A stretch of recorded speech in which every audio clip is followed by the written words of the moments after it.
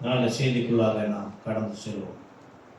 நம் ஆண்டவராகிய இயேசு கிறிஸ்துவின் பரிசுத்த நாமத்திற்கு ஸ்தோத்திரம். கிறிஸ்து பிரியமானவர்களே, இந்த நாளில் மறுபடியும் நம்ம கப்பல் என்ற தலைப்பிலே 14வது பாகமாக வந்திருக்கிறோம். ஆமென், ஆமென். கர்த்தர் கொடுத்த ஈவு நாம் மறுபடியும் இந்த தலைப்பிலே தொடர்ச்சியாக போவதற்கு கர்த்தர் மிகுந்த ஆசீர்வாதத்தை கொடுத்திருக்கிறார். புதிய புதிய வெளிப்பாடுகளை கர்த்தர் கொடுத்து கொண்டே இருக்கிறார். ஆமென். 14 வால்யூம் வரைக்கும் வரும்னு சொல்லி நான் உண்மையிலே எதிர்பார்க்கல. இன்னும் வந்து இருக்குது, இன்னும் நிறைய இருக்குது. ஆமென். கர்த்தர் நம்மை வழி நடத்துவாராக. ஆமென். கர்த்தர் நல்லவர். இந்த தலைப்பு நம்ம மேற்கொண்டு போவதற்கு முன்பதாக நாம் ஒரு ஜெபத்தோடு கூட ஆரம்பிக்கலாம். கிருபை நிறைந்த ஆண்டவரே, இந்த நாளில் கர்த்தர் எங்களுக்கு என்று நியமித்த இந்த வார்த்தை எங்களை புடமிடும்படிக்காக கூட ஜெபிக்கிறேன். கர்த்தருடைய வருகைக்கு எங்களை ஆயத்தம் பண்ணும்படிக்காக கூட ஜெபிக்கிறேன். ஒருவேளை உம்முடைய வருகை இன்று இருந்தது என்றால், ஒருவேளை உம்முடைய வருகை இன்று இரவு இருக்கிறது என்று சொன்னால், இங்க வந்திருக்கிற ஒருவரும் கைவிடப்படாதபடி இந்த வார்த்தை எங்களை காப்பாற்றும்படிக்காக ஜெபிக்கிறேன். தகப்பனே, இந்த வசனம் எங்களுடைய செவிகளாக சென்று மனதுக்குள்ளாக ஊடுருவி முழு வாழ்க்கையும் அது மாற்றும்படிக்காக கூட உம்முடைய வல்லமையை நோக்கி ஜெபிக்கிறோம். உம்மால் கூடாதது ஒன்றுமில்லை. வெளிப்படுத்தின விசேஷம் 3:10 கர்த்தர் கொடுத்த இந்த தீர்க்க தரிசன ஆசீர்வாதங்களை எங்களை காப்பாற்றும்படிக்காக ஜெபிக்கிறோம். தாழ்த்து ஒப்பு கொடுக்கிறோம். இயேசுவின் மூலம் ஏற்றுக்கொள்ளுங்க நல்ல பிதாவே. ஆமென், ஆமென், ஆமென். அல்லேலூயா. கிறிஸ்து பிரியமானவர்களே, இந்த நாளுடைய செய்தியின் தலைப்பு கவனன்ட், உடன்படிக்கை. உடன்படிக்கை அல்லது நம்ம பைபிளில் இருக்கிற 2 பகுதிகள் இருக்கு இல்லையா, புதிய ஏற்பாடு பழைய ஏற்பாடு என்று. உடன்படிக்கைக்கு இன்னொரு தமிழ் வார்த்தை ஏற்பாடு, கவனன்ட். ஆங்கிலத்திலே அதுக்கு இன்னொரு பெயர் டெஸ்டமென்ட். அல்லது நமக்கு இன்னும் பரிச்சயமையான ஒரு வார்த்தை என்று சொன்னால், நம்ம நவீன நாட்களிலே நாம் பயன்படுத்துகிற இந்த வார்த்தையின் சொல் என்னவென்றால், ஆங்கிலத்திலே அக்ரிமெண்ட். அக்ரிமெண்ட். ஆமென். தமிழிலே இது எப்படி சொல்லலாம்? என்ன சொல்லலாம்? அக்ரிமெண்ட் தமிழ் வார்த்தை ஒப்பந்தம். ஒப்பந்தம். ஆமென், ஆமென். கிறிஸ்து பிரியமானவர்களே, ஒரு ஒரு ஒரு ப்ராப்பர்ட்டி அல்லது ஒரு வாகனம் வாங்குறோம் என்று சொன்னால் நாம் ஒரு ஒப்பந்தம் கையெழுத்து பண்ணுவோம். ஆமென். வாங்கிறது மாத்திரமல்ல, ஒரு வீடோ ஒரு கடையோ ஒரு வாகனமோ வாடகைக்கு எடுத்தாலும். என்னோட கண்ணாடி இங்கே வச்சேன் பாருங்க.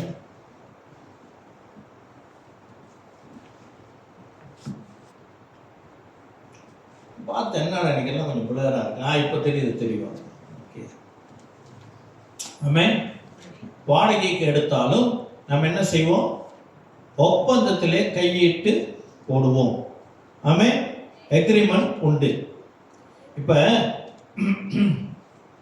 அக்ரிமெண்ட் யாரால போடப்படும் என்றால், விற்கிறவர்கள் வாங்குறவர்களிடம் ஒரு ஒப்பந்தத்தை போடுவார்கள். ஆமென். அதே போல உரிமையாளர், ஒரு வீடோ வாகனத்துடைய ஒரு கடையோடைய உரிமையாளர் என்ன செய்வாங்க? அங்க வாடகைக்கு வருகிறவர்களிடம் ஒரு ஒப்பந்தம் போடுவார்கள். அந்த ஒப்பந்தத்திலே எல்லா காரியங்களும் எழுதப்பட்டிருக்கு. வாடகை எவ்வளவு, ஒரு வீடு எடுத்துக்கிட்டோம்னா வாடகை எவ்வளவு, அதோடைய முன்பணம் எவ்வளவு.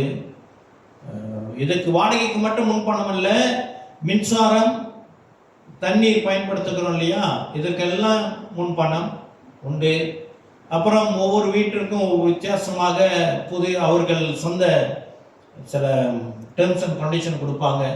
ஆணி அடிக்கக்கூடாது, வீட்டில் ஆணி அடிக்கக்கூடாது.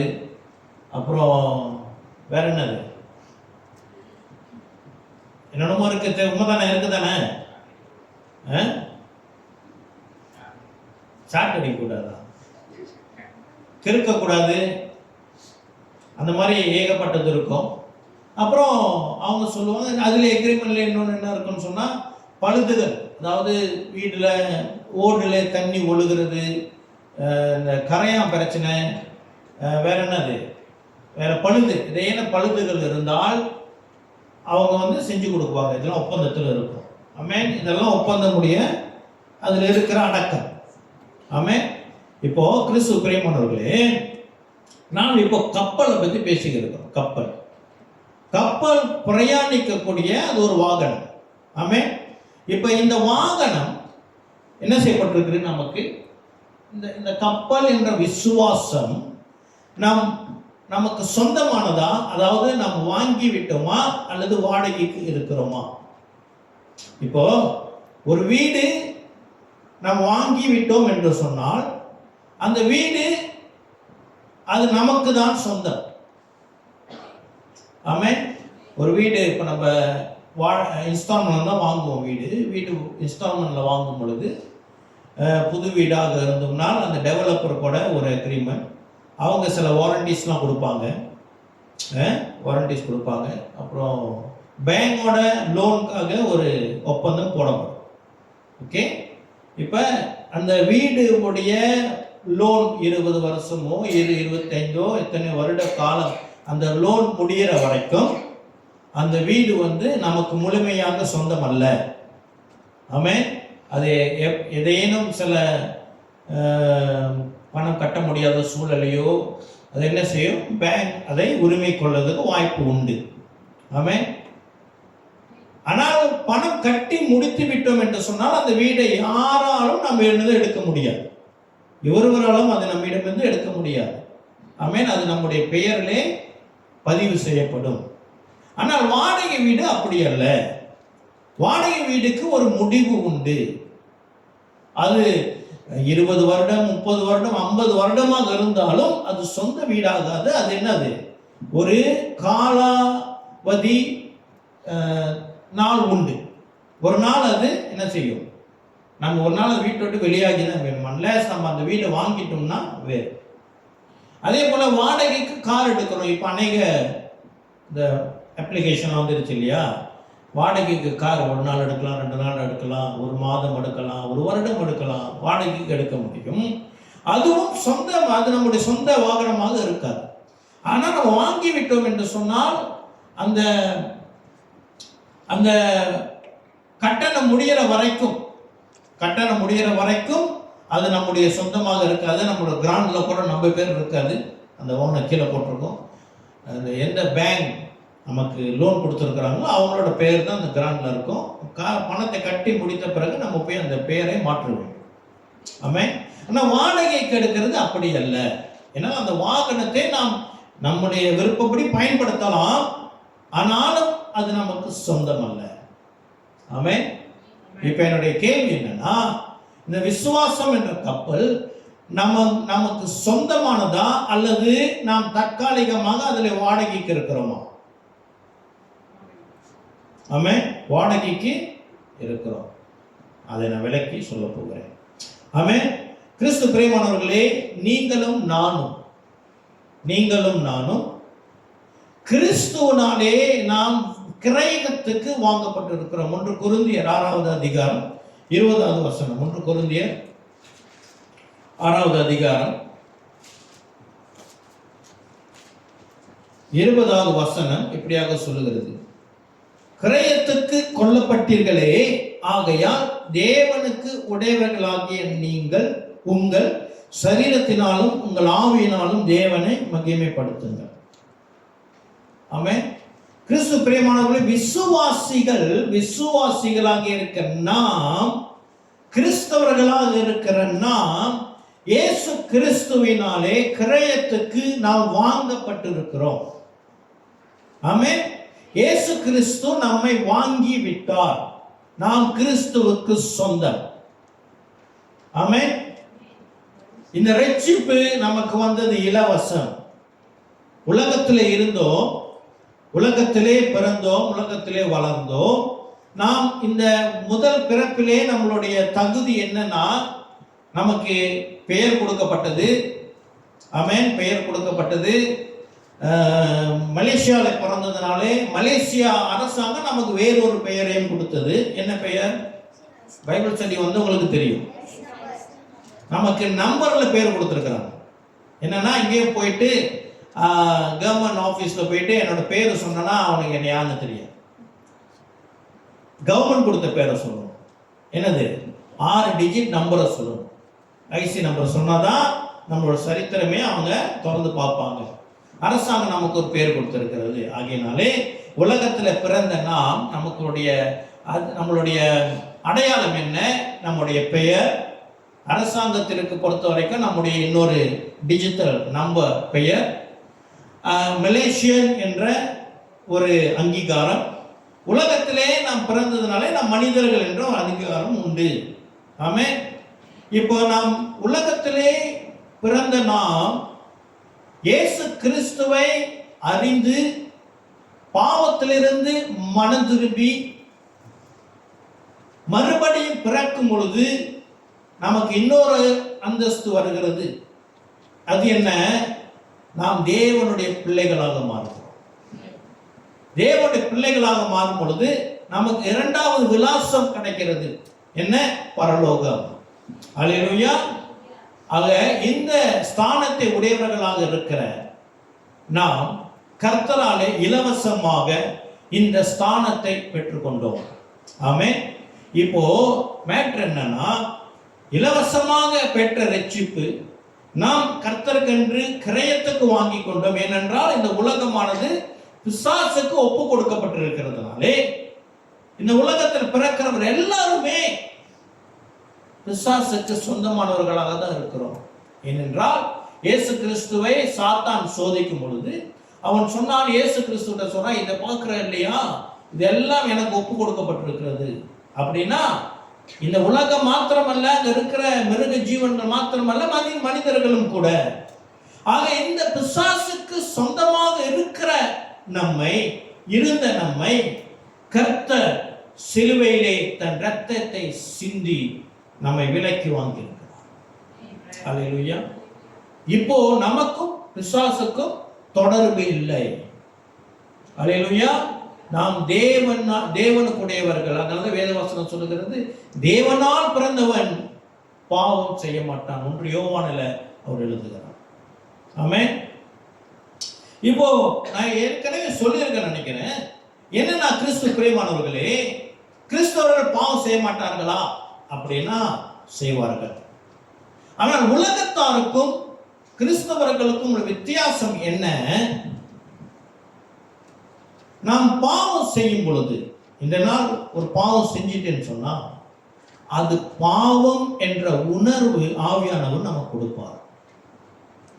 இது பாவம். நாம் உடனே என்ன செய்வோம்? மனம் திரும்புவோம். ஆமென்.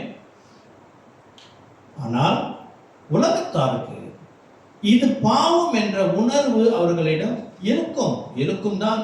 இருந்தாலும் மனம் திரும்புகிற அந்த ஊன்றுதல் அவங்களுக்கு இருக்காது. ஆமென். அல்லேலூயா. இப்போ என்னுடைய நண்பர் கீழே வெயிட் பண்ணியிருந்தார். ஒரு பொருள்கிட்ட விட்டு கொடுக்கணும். அவர் 5 மணிக்கு வரேன்னாரு. இப்போ நான் வீட்டிலே வெளியாக கொஞ்சம் தாமதமாகிடுச்சு. நான் அந்த முன்னுக்கு டிராஃபிக் லைட் இருக்குல்ல, அந்த கிளஞ்ச ரவுண்டு போட்டு அங்கே நிற்கிறேன். அவர் கால் பண்ணுறாரு. இப்போ நான் நினச்சேன் அவர் இன்னும் வரல அப்படின்னு சொல்லி, எங்கே இருக்கிற அப்படின்னா, நான் சொன்னேன் சர்ச்சில் இருக்கேன். எவ்வளோ தூரம்? இங்கே தானே. அவர் சொன்னார், டேய் நீ போய் சொல்லாத, பாஸ்டர் தானே, போய் பேசலாம். ஆமென். அவங்களுக்கு தெரியுது கிறிஸ்தவர்கள் என்ன செய்யக்கூடாது, பாவம் செய்யக்கூடாதுன்னு தெரியுது. இது உலகத்தாருக்கு தெரியும். கிறிஸ்து பிரியமானவர்களை தப்பிக்க முடியாது. தங்களை அவர்கள் பாதுகாத்துக் கொள்கிறாரோ இல்லையோ, ஆனாலும் கிறிஸ்தவர்கள் பாவம் செய்யக்கூடாது அவங்க அக்கறையா இருப்பாங்க. பாஸ்டர் ஜேம்ஸ் எட்வர்ட் அப்படின்னு என்னுடைய நண்பர், இந்தியாவில் இருக்கிற பாஸ்டர். அவரு நம்ம ஒரு தடவை வர வச்சிருந்தோம் மீட்டிங்கு. அவருடைய பாடல், நல்ல பாடல் இருக்குது. உம்மால் மட்டும்தான் முடியும் அந்த பாட்டு. அந்த பாடல் பாடும் பொழுது அதில் ஒரு வரியை அவர் சொல்லுவார். அவர் வாலிப நாட்களிலே அவர் ஒரு நாள் சினிமா தேட்டருக்கு போயிருந்தார். போயிருக்கும் பொழுது அங்கே ஒரு முதியோர் அவங்க குடும்பத்தை அறிந்தவர் வந்து கூப்பிட்டாராங்க, நீ இன்னார் வீட்டோட மகன் தானே அப்படின்னு. ஆமாய்யா, நீங்க என்ன பண்ற தேட்டர்ல, கிறிஸ்துவ தேட்டருக்கு வரக்கூடாது தானே, நீங்க என்ன பண்ற அப்படி சொல்லி கண்டிச்சாங்க. ஆமே. ஆனா கண்டிச்சவனுக்கு இருக்காரு, தேட்டர்ல தான் இருக்காரு. ஆமே. அது கிறிஸ்துவ பிரியமானவர்களே, நம்ம மேல விழுந்த பொறுப்பு என்னன்னா, நான் பாவம் செய்யக்கூடாது. பாவம் செய்தால் நமக்கு தெரியும் என்னது பாவம் என்று நம்ம ஆண்டவரிடம் மனம் திரும்புவோம். இதுதான் உலகத்தில் இருக்கிறவர்களுக்கும் கர்த்தராலே மீட்டுக் கொள்ளப்பட்டவர்களுக்கும் உள்ள வித்தியாசம். ஆமென். சரி, ஆனால் இந்த விசுவாசம் இருக்கிறது இல்லையா, நம் விசுவாசத்திலே பயணித்துக் கொண்டு இருக்கிறோம். இந்த விசுவாசம் நம்முடைய சொந்தம் அல்ல. ஆமென். நம்ம பெருமை பாராட்டிக்க கூடாது.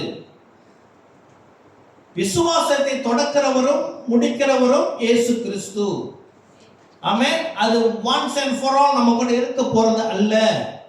இது வாங்குறதுக்கு அடையாளம் அல்ல. வாங்குறது எப்படி, ஒரு முறை வாங்கி விட்டோம் என்றால் அது நமக்கு சொந்தம். ஆனால் வாடகை இருக்கிறது என்ன, அது ஒரு முடிவு வரும். இந்த விசுவாசம் கர்த்தர் நம்ம மேல் வைத்திருக்கிற அன்பினாலே கர்த்தர் நமக்குள்ளாக விசுவாசத்தை தொடக்கி இருக்கிறார். அதனால் நம்ம வந்து உட்கார்ந்து இருக்கிறோம். ஆமென்.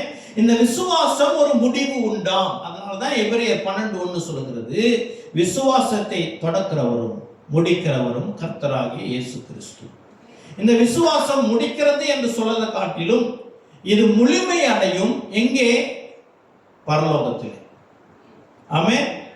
ஆக கிறிஸ்து பிரியமானவர்களே, இந்த விசுவாசத்திலே நாம் வாடகைக்கு எடுக்கப்பட்ட இந்த விசுவாசத்திலே அல்லது வாடகைக்கு கொடுக்கப்பட்ட இந்த விசுவாசம் அல்லது கப்பல், இதிலே நாம் பயணிக்கிறோம் என்று சொன்னால் இதற்கு அக்ரிமெண்ட் இருக்குமா இருக்காதா, ஒப்பந்தம் இருக்குமா இருக்காதா? ஆமென்.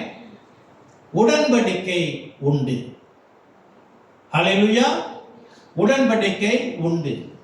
கிறிஸ்து பிரியமானவர்களே, இந்த உலகத்திலே முதல் உடன்படிக்கையை அறிமுகப்படுத்தினது நம் தேவாதி தேவன். இந்த அக்ரிமெண்ட் கர்த்தர் தான் இதை உலகத்திலே அறிமுகப்படுத்தினார். அப்படியாக பைபிள்ல, வேதத்துல பலவிதமான உடன்படிக்கைகள் குறித்து எழுதப்பட்டிருக்கிறது. இதுல மேலான 5 key covenants, 5 மூல உடன்படிக்கை, முக்கியமான உடன்படிக்கைகள் உண்டு. ஆமென். அதை நாம் ஒன்றொன்றாக பார்ப்போமாக. அல்லேலூயா. முதலாம் உடன்படிக்கை, முதலாவது உடன்படிக்கையின் பெயர் நோவாவின் உடன்படிக்கை. என்னோட கொடுத்திருப்பேன் ஆதியாகமம் 9வது அதிகாரம்.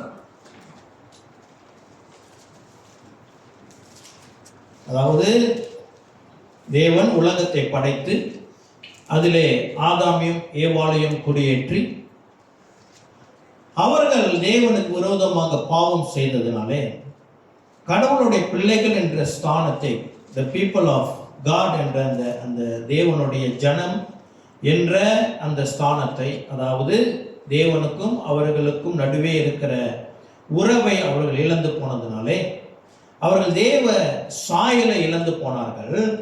ஆகையினாலே அவர்கள் என்ன செய்தார்கள், உலகத்திலே தேவனுடைய வெளிச்சம் இல்லாதவர்களாக வாழ்ந்தார்கள். அவர்களுடைய சந்ததி அப்படியாக வளர்ந்து பாவத்திலே வளர்ந்தது. பாவத்திலே வளர்ந்து இந்த முழு உலகத்தையும் அந்த பாவ ஜனம் நிரப்பினது. தேவ சாயல்ல இருக்க வேண்டும் என்று தேவன் படைத்த இந்த ஜனம் தேவ சாயலை இழந்து முரட்டுத்தனமான, தேவனுக்கு விருப்பம் இல்லாத வாழ்க்கையை வாழ்ந்து உலகத்தை நிரப்பினார்கள். ஆமென். அந்த இடத்திலே ஒரே ஒரு நபர், அவர் குடும்பம் மாத்திரம் தேவனுடைய பார்வைக்கு முன்பதாக நீதிமானாக எண்ணப்பட்டார். அவர் நோவா என்ற ஒரு மனிதர். அவர் மனைவி, அவருடைய 3 பிள்ளைகள், 3 ஆண் பிள்ளைகளுடைய துணைவிகளும், மொத்தம் 8 பேர். ஆமென். இவர்களை மாத்திரம் ஆண்டவர் ஒரு கப்பலை செய்ய சொல்லி அதிலே இவர்களையும் மற்ற எல்லா மிருகங்களிலும், சில மிருகங்கள் 1 ஜோடி, சில மிருகங்கள் 7 ஜோடி என்று ஏற்றி என்ன செய்தார்கள், ஆண்டவர் பூமியிலே மழையை வர வைத்தார். முழு உலகமும் எங்குமே நிலம் தெரியாதபடி உலகம் மூடிட்டு தண்ணீரினாலே இவர்கள் மாத்திரம் காப்பாற்றப்பட்டார்கள். ஆமென். காப்பாற்றப்பட்டு இவர்கள் என்ன செய்கிறார்கள்? தண்ணீர் வத்தின பிறகு ஆண்டவர் இவர்களை அந்த கப்பலிலிருந்து, பேழையிலிருந்து வெளியே கொண்டு வந்து இப்போ நோவாவிடம் ஒரு உடன்படிக்கையை போடுகிறார். அது என்ன உடன்படிக்கை என்றால், ஆதியாகமம் 9வது அதிகாரம் வசனம் 8 நான் வாசிக்கிறேன். கொஞ்சம் நீளமா இருக்கும், என்னோட கூட கொஞ்சம் ஃபாலோ பண்ணுங்க. பின்னும் தேவன் நோவாவையும் அவன் குமாரரையும் நோக்கி, நான் உங்களோடும் உங்களுக்கு பின்வரும் உங்கள் சந்ததியோடும் உங்களோட பேழையிலிருந்து புறப்பட்ட சகல ஜீவ ஜந்துக்கள் முதல் இனி பூமியில் உண்டாக போகிற சகல ஜீவ ஜந்துக்கள் பரியந்தம் பறவைகளோடும் நாட்டு மிருகங்களோடும் உங்களிடத்தில் இருக்கிற பூமியில் உள்ள சகல காட்டு மிருகங்களோடும் என் உடன்படிக்கையை ஏற்படுத்துகிறேன். இனி மாம்சமானவைகள் எல்லாம் ஜலப்பிரளயத்தினால் சங்கரிக்கப்படுவதில்லை என்றும் பூமியை அழிக்க இனி ஜலப்பிரளயம் உண்டாவதில்லை என்றும் உங்களுடைய என் உடன்படிக்கையை ஏற்படுத்துகிறேன் என்றார். கிறிஸ்து பிரியமானவர்களே, இப்ப என்ன, முழு உலகத்தில் இருக்கிற உயிரினங்கள் அனைத்தும் இந்த ஜலத்தினாலே மாண்டு போயின. தப்பினது யார் என்றால் கப்பல் உள்ளுக்கு இருந்தவர்கள் மாத்திரம், 8 மனிதர்களும் மற்ற மிருகங்களும். இப்ப ஆண்டவர் சொல்லுகிறார், ஆண்டவர் பார்க்கிறார், இவ்வளவு அழிவு நடந்திருக்கிறது. அவர் மனம் வருந்தி அவர் என்ன செய்கிறார்? இந்த நோவாவிடம் ஒரு உடன்படிக்கை போடுகிறார். இனி இப்படி நடக்காது. ஆமென். இனி இப்படி நடக்காது. என்ன, முழு உலகமும் தண்ணீரினாலே மூழ்கப்பட்டு இந்த மாதிரி முழு உயிரினங்களின் அழிவு வராது என்று ஆண்டவர் என்ன செய்திருக்கிறார்? ஒரு உடன்படிக்கை போட்டிருக்கிறார். அதனாலே கிறிஸ்து பிரியமானவர்களே, தேவன் போட்ட உடன்படிக்கை நிமித்தம்தான் இந்த உலகம் இன்னும் காப்பாற்றப்பட்டு வருகிறது. அல்லேலூயா. ஏதோ சயின்டிஸ்டோடைய அறிவோ அல்லது ஒவ்வொரு நாட்டில் இருக்கிற அரசாங்கத்தினுடைய முயற்சியோ இந்த உலகத்தை அழிவிலிருந்து காப்பாற்றவில்லை. ஆமென். மனிதர்களாலே உலகத்தை காப்பாற்றிக் கொள்ள முடியாது. நடு சிட்டியில, கேல் சிட்டி நடு சிட்டியில இருக்க ஒரு மரத்தை அவங்களால ஒரு யூகித்து அதை அப்புறப்படுத்த முடியல. அதுல இருந்து ஒருத்தர் இறந்தே போயிட்டார். ஒருத்தர் தான் இறந்துருக்காரு. சோஃபா தெரிஞ்ச கேள்ல மரம் வந்துச்சு. ஆமென். ஒரு மரத்திலிருந்தே இந்த மனிதர்களாலே காப்பாற்ற முடியலன்னா முழு உலகத்தை மனிதர்களால் காப்பாற்ற முடியாது. இன்றும் இந்த உலகம் நாம் வாழுவதற்கு ஏதுவாக இருக்கிறது என்றால் அது கர்த்தர் செய்த உடன்படிக்கை. ஆமென். இன்னும் கொஞ்சம் படிப்போம். எதில் விட்டேன்? 11 அன்றியும் தேவன் 12 வாசிக்கிறேன். அன்றியும் தேவன் எனக்கும் உங்களுக்கும் உங்களிடத்தில் இருக்கும் சகல ஜீவ ஜந்துக்களுக்கும் நித்திய தலைமுறைகளுக்கென்று நான் செய்கிற உடன்படிக்கையின் அடையாளமாக நான் என் வில்லை மேகத்தில் வைத்தேன். அது எனக்கும் பூமிக்கும் உண்டான உடன்படிக்கைக்கு அடையாளமாக இருக்கிறது. எந்த வில் இது? வானவில். வானவில் எதுக்கு அடையாளமாம்? கர்த்தர் செய்த உடன்படிக்கைக்கு அடையாளம். மழை பெய்யும் பொழுது இந்த என்ன வருகிறது? இந்த வில் வருகிறது. தேவன் அந்த வில்லை பார்க்கும் பொழுது என்ன செய்வாராம்? இந்த உலகத்தை அழிவிலிருந்து காப்பார் என்று தன் வில்லை அங்கே வைத்தேன். நான் பூமிக்கு மேலாய் மேகத்தை வருவிக்கும் போது அந்த வில் மேகத்தில் தோன்றும். அப்பொழுது எல்லா மாம்ச ஜீவன்களையும் அழிக்க இனி ஜலமானது பிரளயமாய் பெருகாதபடிக்கு எனக்கும் உங்களுக்கும் மாம்சமான சகல ஜீவ ஜந்துக்களுக்கும் உண்டான என் உடன்படிக்கையை நினைவு கூறுவேன். கர்த்தர் நினைவு கூறுவார். சில நேரத்தில் என்ன வருகிறது? வில் வருகிறது இல்லையா? வானவில் பார்ப்பதுக்கு அழகாக தான் இருக்கிறது. அதற்கு என்ன அர்த்தமா? இந்த வானவில் தேவனுக்கு ஒரு காரியத்தை நினைவு மூட்ட வேண்டுமாம். என்ன? இந்த பூமி ஜலத்தினாலே அழிக்கப்படக்கூடாது. அப்ப என்ன அர்த்தம் என்றால், இந்த வில் வருகிறது என்றால் அங்கு ஆபத்தும் கூட வருகிறது என்று அர்த்தம். அங்கு ஒரு ஆபத்து வருகிறது, ஆகையினாலே வில் தோன்றுகிறது. ஆகையினாலே தேவன் வில்லை பார்த்து என்ன செய்கிறார்? தன் உடன்படிக்கை நினைவு கூறுகிறார். எத்தனை தடவை நம்ம வாழ்க்கையில வானவில்லை பார்த்துருக்கோம்? எத்தனை தடவை யாராச்சும் பார்த்ததே இல்லை சொல்றீங்களா? எத்தனை முறை பார்த்திருக்கிறோம்? அத்தனை முறை கர்த்தர் நம்மை பாதுகாத்திருக்கிறார். அல்லேலூயா. பார்ப்பதற்கு அழகு, ஆனால் அதுக்கு பின்னாடி இருக்கிற ஆபத்து நமக்கு தெரியாது. கர்த்தர் நம்மை பாதுகாக்கிற தேவன். ஆமென். அப்புறம் அந்த வில் 17 அப்படிதானே? இது எனக்கும் பூமியின் மேலுள்ள மாம்சமான யாவுக்கும் நான் ஏற்படுத்தின உடன்படிக்கையின் அடையாளம் என்று நோவாவோடே சொன்னார். அல்லேலூயா. கிறிஸ்து பிரியமானவர்களே, இந்த உடன்படிக்கை ஏறக்குறைய 4500 வருடத்துக்கு முன்பதாக, 4500 மேபி 5000 கூட இருக்கணும், சரியான கணக்கு நமக்கு இல்லை. அவ்வளவு வருஷத்துக்கு முன்பதாக செய்யப்பட்ட உடன்படிக்கை. அந்த எக்ரிமெண்ட் சைன் போட்டோம்னா அதுக்கு வேலிடிட்டி இருக்குல்ல, எவ்வளோ நாளுக்கு? 2 வருஷம். இப்போ ஒரு வீடு ரெண்டல் எடுத்தோம்னா 2+1 சொல்லுவாங்க, இல்லாட்டி 1+2, 1+1 அக்ரிமெண்ட் இருக்கும் இல்லையா? அது அந்த குறிப்பிட்ட வருடத்திலே காலாவதி ஆகிவிடும். குறிப்பிட்ட வருஷத்துல நாட்களிலே காலாவதி ஆகிடும். நம்ம மறுபடியும் அதை புதுப்பிக்க வேண்டும். ஆமென். ஆனால் இந்த தேவன் போட்ட உடன்படிக்கை 4500 வருடத்துக்கு மேலாக இன்னும் வேலிட். ஆமென். இன்னும் அது காலாவதி ஆகவில்லை. என்னால் உடன்படிக்கை போட்டவர் நேற்றும் இன்றும் என்றும் மாறாதவர். ஆமென்.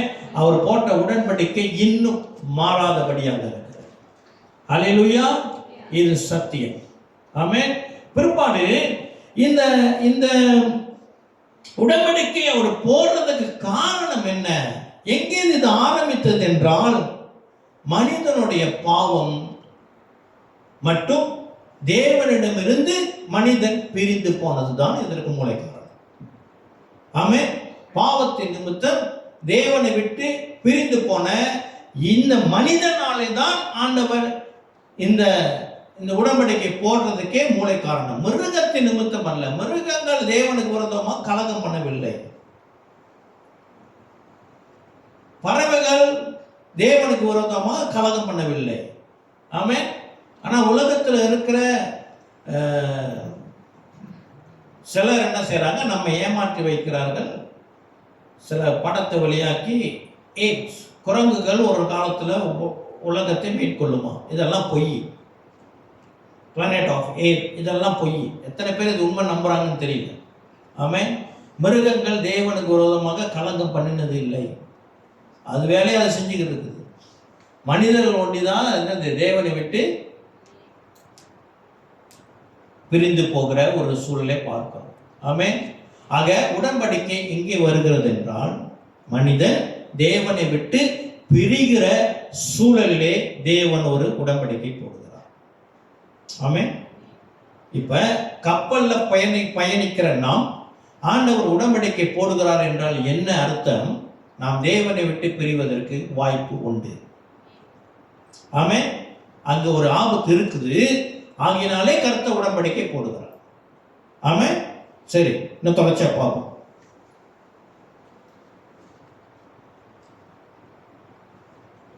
இந்த உடன்படிக்கையினாலே இந்த உலகம் காப்பாற்றப்பட்டது.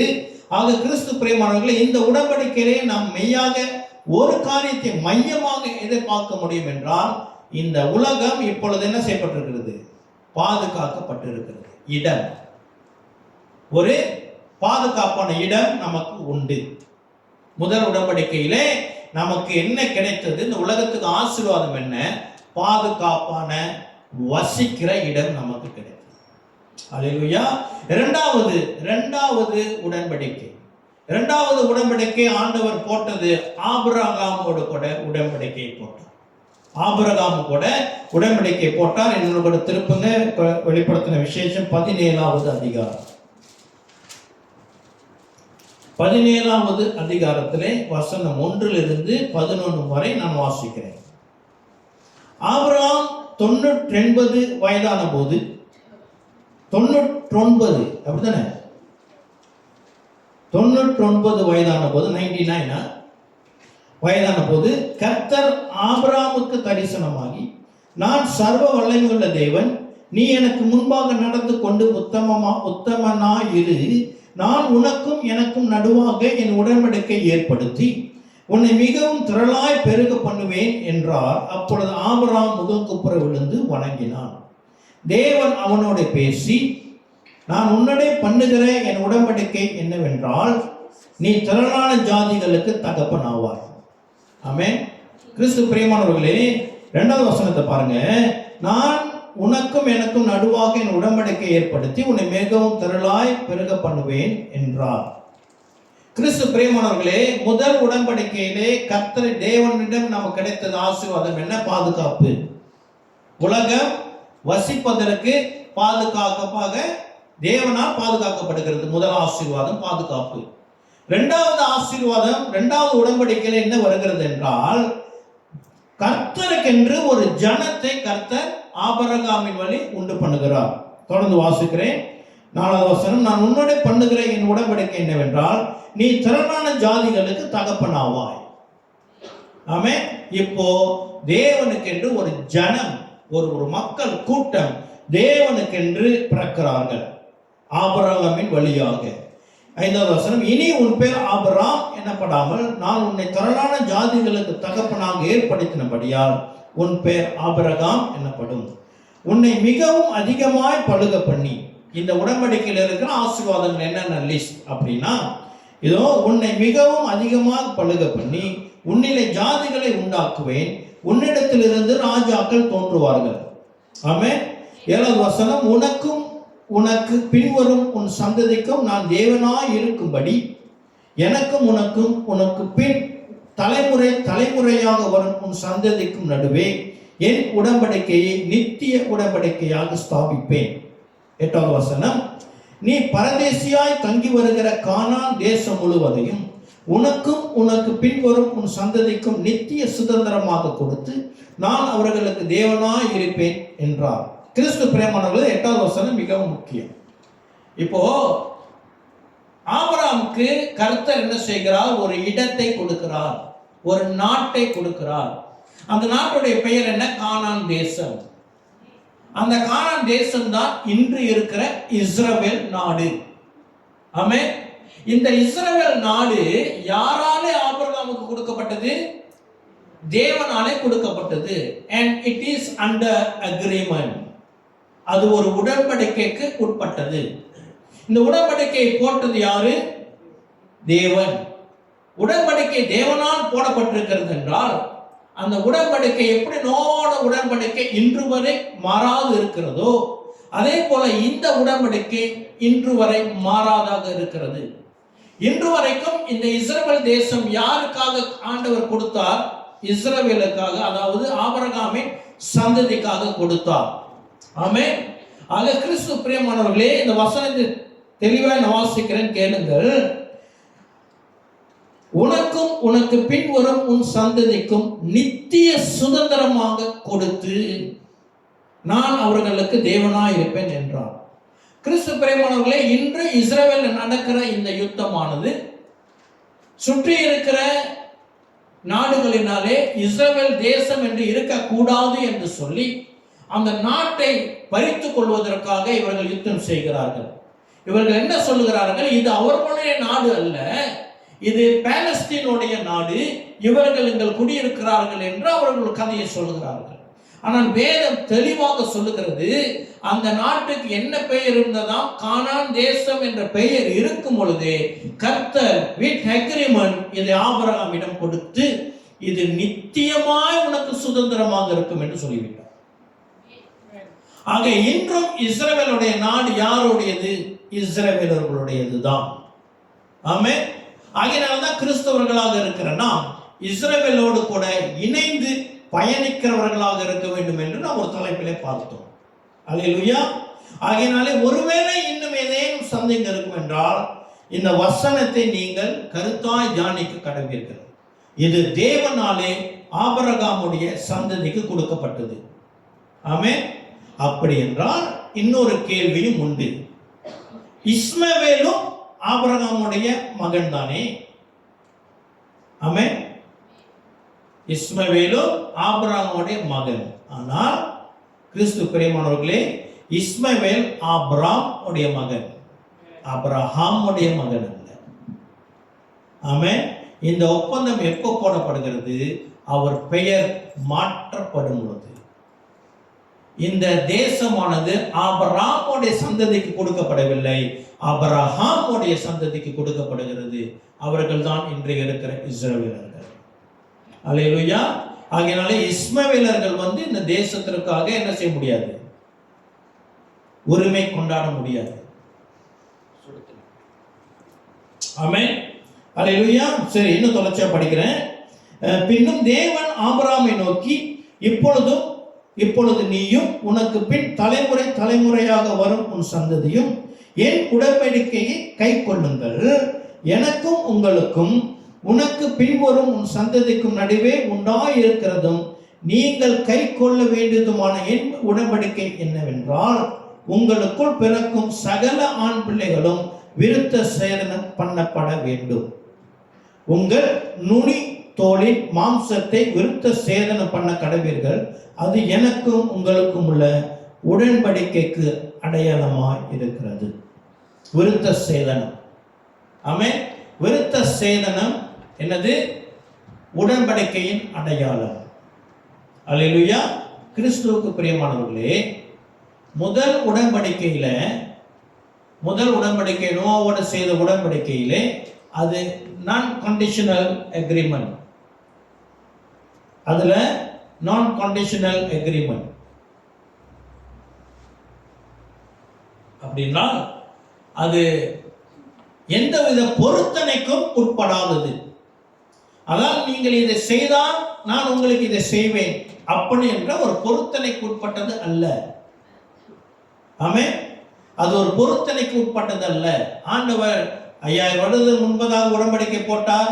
அதுக்கப்புறம் ஜனங்கள் பாவம் செய்யாமையா இருக்கிறாங்க. ஆமென். பாவம் ஜனங்கள் பெருகிதான் இருக்கு பாவம்.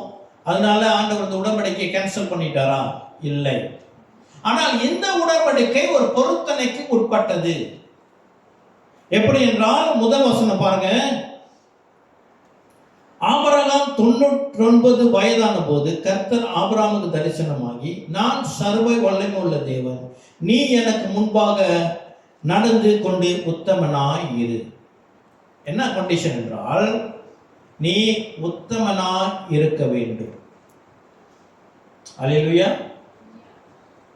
நீ உத்தமனாய் இருந்தா இந்த உடன்படிக்கை அது நித்தியம்.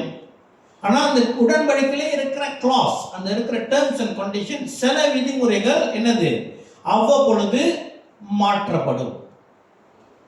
அது மாறினது. இந்த உடன்படிக்கையில இருக்கிற ஒரு முக்கியமான ஒரு பாயிண்ட், முக்கியமான ஒரு தேவன் கொடுத்த ஒரு ஆசீர்வாதம் மாறினது. அது எப்போ மாறினது என்று அடுத்த உடன்படிக்கையை நாம் பார்க்க முடியும். ஆமென். இப்போ முதல் உடன்படிக்கையிலே ஒரு பாதுகாப்பான இடம் வந்தது. இரண்டாவது உடன்படிக்கையிலே தேவனுடைய ஜனம் உண்டானார். ஒரு இடம் இருக்குது.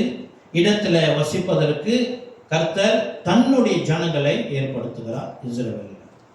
ஆமென். மூன்றாவது உடன்படிக்கை மோசேயுடன் போட்ட உடன்படிக்கை. தேவன் மூன்றாவதாக மோசேயுடன் கூட ஒரு உடன்படிக்கை போடுகிறார். என்னோட திருப்புங்க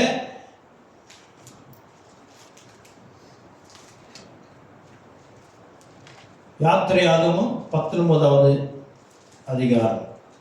எக்ஸோடஸ் chapter 19 verse 5 and 6. யாத்திரையாகமம் 19வது அதிகாரம் வசனம் 5 6. இப்பொழுது நீங்கள் என் வாக்கை உள்ளபடி கேட்டு என் உடன்படிக்கையை கை கொள்வீர்களானால் சகல ஜனங்களிலும் நீங்களே எனக்கு சொந்த சம்பாத்தியராயிருப்பீர்கள். சம்பத்தாயிருப்பீர்கள். பூமியெல்லாம் என்னுடையது. நீங்கள் எனக்கு ஆசாரிய ராஜ்யமும் பரிசுத்த ஜாதியுமாய் இருப்பீர்கள். நீ இஸ்ரவேல் புத்திரோட சொல்ல வேண்டிய வார்த்தைகள் என்றார். கிறிஸ்து பிரியமானவர்களே, இது என்னது? மூன்றாவது உடன்படிக்கை மோசேயுடன் கர்த்தர் போட்டார். இந்த உடன்படிக்கையில பிறந்தது என்ன? லா வந்தது, சட்டம் வந்தது.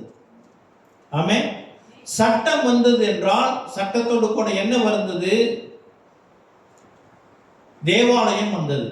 முதல் ஆசரிப்பு கூடாரம். பிகாஸ் அந்த சட்டம் 10 கற்பனைகளை பெட்டி அந்த பலகையில் எழுதப்பட்டது.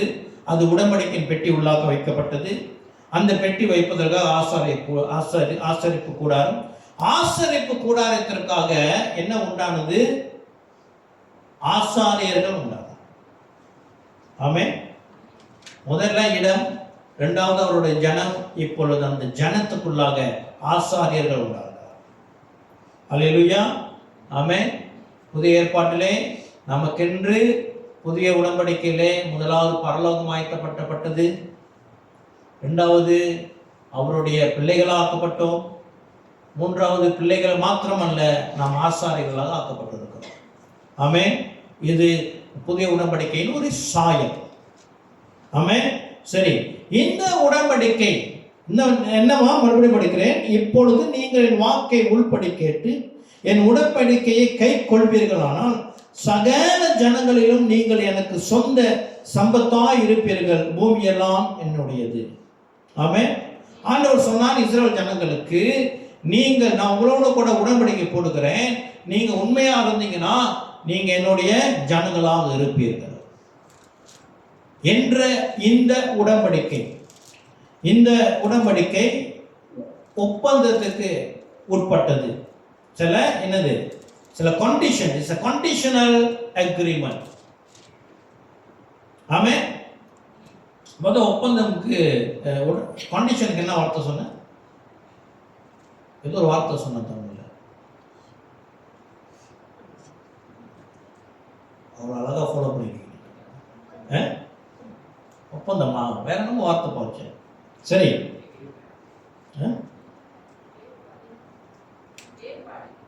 ஏற்பாடு இல்லை, கண்டிஷன். ஏற்பாடுன்றது வந்து அக்ரிமெண்ட், நிபந்தனை. நிபந்தனை. பைக்கில் நல்ல வார்த்தை இது, நிபந்தனை. சில நிபந்தனைக்கு உட்பட்டது. ஆமென். அதாவது இந்த அக்ரிமெண்ட் நித்தியம்தான், என்ன போட்டது கர்த்தர். ஆனால் இருக்கிற நிபந்தனைகள் மாறும். மாறினது. கிறிஸ்து பிரியமானவர்களே, இந்த நிபந்தனை, இந்த உடன்படிக்கையிலே என்ன உண்டானது? சட்டம் உண்டானது. சட்டத்தின் நிமித்தம் ஆசரிப்பு கூடாரம் உண்டானது. ஆசரிப்பு கூடாரத்தின் காரணமாக ஆசாரியர்கள் உண்டானார்கள். ஆமென். பிறகு கிறிஸ்து பிரியமானவர்களே, இந்த உடன்படிக்கை காலாவதி ஆனது. என்னோட ஒரு திருப்பங்கள் 2 ராஜாக்கள் 17வது அதிகாரம்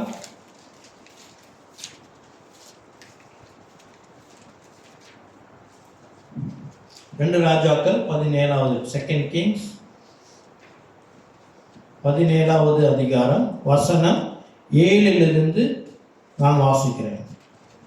எகிப்திய ராஜாவாகிய பார்வோனுடைய கையின் கீழிருந்த தங்களை எகிப்து தேசத்திலிருந்து வரப்பண்ணின தங்கள் தேவனாகிய கர்த்தருக்கு விரோதமாக இஸ்ரவேல் புத்திரர் பாவம் செய்து அந்நிய தேவர்களுக்கு பயந்து நடந்து கர்த்தர் இஸ்ரவேல் புத்திரருக்கு முன்பாக துரத்தின ஜாதிகளின் வழிபாடுகளிலும் இஸ்ரவேல் ராஜாக்களின் வழிபாடுகளிலும் நடந்து கொண்டிருந்தார்கள். செய்யத்தகாத காரியங்களை இஸ்ரவேல் புத்திரர் தங்கள் தேவனாகிய கர்த்தருக்கு விரோதமாக ரகசியத்தில் செய்ததுமன்றி காவல் காக்கிற கோபுரங்கள் தொடங்கி அரணான பட்டணங்கள் மட்டும் உள்ள தங்கள் ஊர்களிலெல்லாம் தங்களுக்கு மேடைகளையும் கட்டி உயரமான சகல மேட்டின் மேலும் பச்சையான சகல மரத்தின் கீழும் தங்களுக்கு சிலைகளையும் விக்கிர தோப்புகளையும் நிறுத்தி கர்த்தர் தங்களை விட்டு குடி விலகின ஜாதிகளைப் போல சகல மேடைகளிலும் தூபம் காட்டி கர்த்தருக்கு கோபம் உண்டாக துர்க்கிரைகளை செய்து இப்படி செய்ய தகாது என்று கர்த்தர் தங்களுக்கு சொல்லி இருந்தும் நரகலான விக்கிரங்களை சேவித்து வந்தார்கள். கிறிஸ்து பிரியமானவர்களே, கர்த்தர் இந்த இந்த உடன்படிக்கைக்கு கீழாக 613 கட்டளைகள் உண்டு. இந்த கட்டளைகளில் ஆண்டவர் சொன்னது என்ன? நீங்கள் போகிற தேசத்துல அங்கு சுற்றி இருக்கிற அந்த ஜனங்களுடைய மத வழிபாடுகளிலே நீங்கள் ஈடுபடாதீர்கள். அவர்களுடைய தெய்வத்திற்கு நீங்கள் தலை வணங்க கூடாது. அவர்களோடு கூட நீங்க சம்பந்தம் கலக்கக்கூடாது என்று சொல்லி தேவன் எச்சரித்து ஒரு சட்டமாக கொடுத்தார். ஆனால் இந்த ஜனங்கள் அதெல்லாம் மீறினார்கள். அதெல்லாம் மீறி என்ன செய்தார்கள்? அவர்களுடைய தெய்வத்திற்கு பலி கொடுக்கிற அளவுக்கு, சொந்த பிள்ளைகளையே நரஜீவனாக பலி கொடுக்கிற அளவுக்கு அவர்கள் போனார்கள். மனித பலி கொடுக்க ஆரம்பித்தார்கள். ஆமென். 13வது வசனம், நீங்கள் உங்கள் பொல்லாத வழிகளை விட்டு திரும்பி நான் உங்கள் பிதாக்களுக்கு கட்டளையிட்டதும் என் ஊழியக்காரராகிய தீர்க்கதரிசிகளை கொண்டு உங்களுக்கு சொல்லி அனுப்பினதுமான நியாய பிரமாணத்தின்படி எல்லாம் என் கற்பனைகளையும் என் கட்டளைகளையும் கை கொள்ளுங்கள் என்று கர்த்தர் தீர்க்கதரிசிகள் ஞான சிருஷ்டிக்காரர் எல்லாரையும் கொண்டு இஸ்ரவேலுக்கு யூதாவுக்கும் திட சாட்சியாய் எச்சரித்துக் கொண்டிருந்தும் அவர்கள் செவி கொடாமல், ஆண்டவர் எச்சரித்துக் கொண்டிருக்கிறார், இவங்க செவி கொடுக்கவே இல்லை.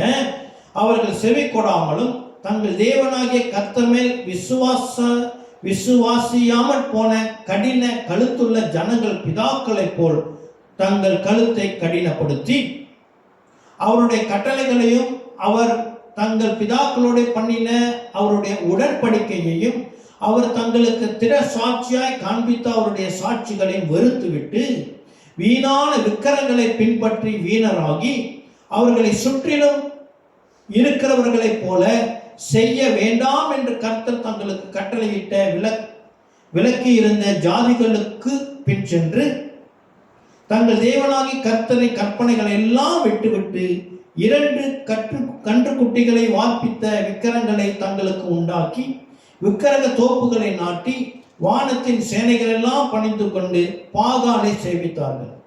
அவர்கள் தங்கள் குமாரரையும் தங்கள் குமாரத்திகளையும் தீக்கடக்க பண்ணி, பாருங்க, தங்களுடைய குமாரரையும் குமாரத்திகளையும் தீக்கடக்க பண்ணி குறிக்கேட்டு நிமித்தங்கள் பார்த்து கர்த்தருக்கு கோபம் உண்டாக அவர் பார்வைக்கு பொல்லாப்பானதை செய்கிறதற்கு தங்களை விட்டு போட்டார்கள். 18வது வசனம், ஆகையால் கர்த்தர் இஸ்ரவேல் மேல் மிகவும் கோபமடைந்து அவர்களை தம்முடைய முகத்தை விட்டு அகற்றினார். யூதா கோத்திரம் மாத்திரமே மீதியாயிற்று. என்ன செய்தார் ஆண்டவர்? அந்த உடன்படிக்கை ஆண்டவர் என்ன செய்கிறார்? அவர்களிடமிருந்து முறித்து போடுகிறார். அந்த உடன்படிக்கை காலாவதியானது. ஏனால் இட் வாஸ் கண்டிஷனல், அது நிபந்தனைக்கு உட்பட்டது. இந்த நிபந்தனை இவர்கள் என்ன இருந்தாரு? ஜனங்கள் இவர் சொன்ன கற்பனைகள் கீழ்ப்படியாததினாலே ஆண்டவர் என்ன செய்தார்? அந்த உடன்படிக்கையை கேன்சல் பண்ணினார். இந்த 10 கோத்திரம் என்ன செய்யப்பட்டது? அவர் வாக்கு தத்தமாக, ஆபிரகாமுக்கு வாக்கு தத்தமாக நித்தியமாக கொடுத்த அந்த தேசத்திலிருந்து 10 கோத்திரங்கள் துரத்தப்பட்டது சீரியர்களினாலே. ஆமென். உடன்படிக்கை போட்டவர் கர்த்தர், போட்டவர் இன்றும் என்றும் மாறாதவராக இருக்கிறவர். ஆமென். ஆனால் அந்த உடன்படிக்கை மாறாதாக இருக்க வேண்டும் என்றால் அதற்கு பொறுப்பு நாம இருக்க. உடன்படிக்கை போட்டவர் மாறாதவர், உடன்படிக்கை மாறாதது, ஆனால் அது மாறாமல் காத்துக் கொள்வது நம்முடைய பொறுப்பு. இஸ்ரவேலர்கள் பாவம் செய்தார்கள், ஆகையினாலே அந்த உடன்படிக்கை அவர்களுக்கு மாற்றப்பட்டது. ஆபிரகாம் என்று சொன்ன அந்த உடன்படிக்கை மாற்றப்பட்டது. முழுமையாக அல்ல, ஒரு கோத்திரம் மாத்திரம் அவர்களோடு இணைந்து பெஞ்சமின் கோத்திரமும் என்ன செய்யப்பட்டது? பாதுகாக்கப்பட்டது. அல்லேலூயா. அது கிறிஸ்து பிரியமானவர்களே, 3வது கவனன்ல ஆண்டவருடைய உடன்படிக்கை மாறும் என்பதற்கு இது சாட்சி. அல்லேலூயா.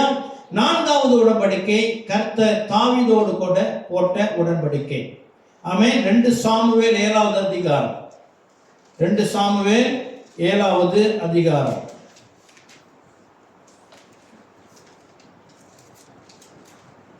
அதில் முக்கியமான வசனத்தை மட்டும் நான் வாசிக்கிறேன்.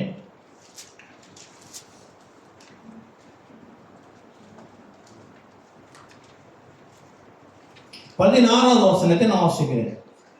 2 Samuel chapter 7 verse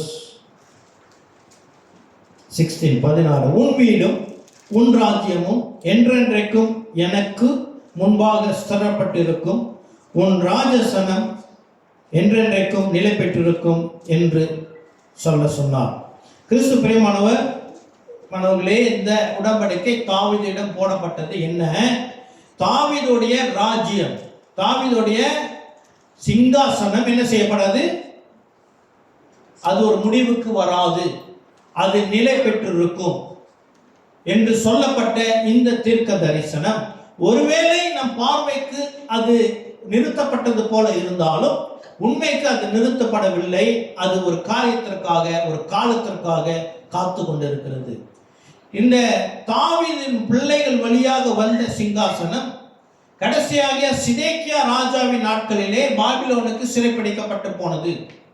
அதற்கு பிறகு அவருடைய பிள்ளைகளாக, அவருடைய சந்ததியாக மறுபடியும் இஸ்ரவேல் தேசத்துக்கு 70 வருஷம் கழித்து வந்தது செருபாபேல் என்ற தாவீதின் வம்சத்தார். ஆனால் அவர் ராஜ்யபாரம் பண்ணவில்லை. கடைசியாக இயேசுவின் நாட்களிலே ராஜாவாக இருக்க வேண்டிய அந்த தகுதி பெற்றிருந்தவர் யார் என்றால் யோசேப்பு. ஆமென். இயேசுவுடைய வளர்ப்பு தகப்பனாக இருந்த யோசேப்பு. இப்ப யோசேப்புடைய மகனாக இயேசு கிறிஸ்து கருதப்பட்டதுனாலே இந்த ராஜ்யபாரம் இயேசுவிடம் தான் இருந்தது. ஆனாலும் இயேசு இன்னும் ராஜ்யபாரத்தை எடுக்கவில்லை. கிறிஸ்து பிரியமானவர்களே, அதற்கான நாட்கள் கூடிய விரைவிலே வரப்போகிறது. இயேசு கிறிஸ்து தாவீதின் சிங்காசனத்தை சுதந்திரித்துக் கொள்ளுகிறவராக பரலோகத்திலிருந்து இறங்கி வருகிற நாட்கள் சமீபமாக இருக்கிறது. அது கிறிஸ்து பிரியமானவர்களே, இந்த உடன்படிக்கையும் என்ன செய்யப்படவில்லை, தற்காலிகமாக நிறுத்தி வைக்கப்பட்ட மாதிரி இருந்தாலும் அது நிறைவேறும் காலத்திலே நாம் வாழ்ந்து கொண்டிருக்கிறோம். அல்லேலூயா, ஆமென். கடைசியான சிறந்த உடன்படிக்கை இருக்கிறது, அதுதான் புதிய உடன்படிக்கை. ஆமென். புதிய உடன்படிக்கை மத்திய 26வது அதிகாரம்.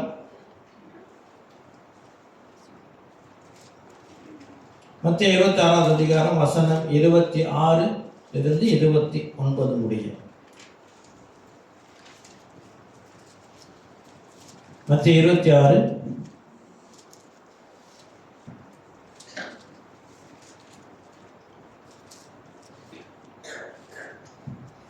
அவர்கள் போஜனம் பண்ணுகையில் இயேசு அப்பத்தை எடுத்து ஆசீர்வதித்து அதை பிட்டு சீஷர்களுக்கு கொடுத்து, நீங்கள் வாங்கி புசியுங்கள், இது என்னுடைய சரீரமாய் இருக்கிறது என்றார். பின்பு பாத்திரத்தையும் எடுத்து ஸ்தோத்திரம் பண்ணி அவர்களுக்கு கொடுத்து, நீங்கள் எல்லாரும் இதிலே பானம் பண்ணுங்கள், இது பாவம் மன்னிக்கும்படி அநேகருக்காக சிந்தப்படுகிற புது உடன்படிக்கைக்குரிய என்னுடைய இரத்தமாய் இருக்கிறது. அல்லேலூயா. கிறிஸ்து பிரியமானவர்களே, நோவாவின் உடன்படிக்கை இன்றும் வேலிட். நோவாவின் உடன்படிக்கை இன்றும் நடைமுறையில் உண்டு. அல்லேலூயா.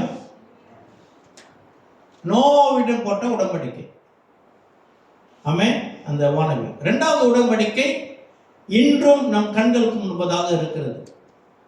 கிபி 70ஆம் ஆண்டு அவர்கள் அந்த நிலத்தை இழந்து போனார்கள். ஆமென். மறுபடியும் 1948 மறுபடியும் அவர்களுக்கு அந்த தேசம் கொடுக்கப்பட்டது.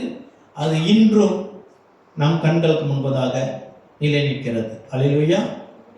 ஆபிரகாமுக்கு மோசேயிடம் கொடுத்த உடன்படிக்கை, இந்த ஜனங்கள் நித்தியமாய் இருப்பார்கள்.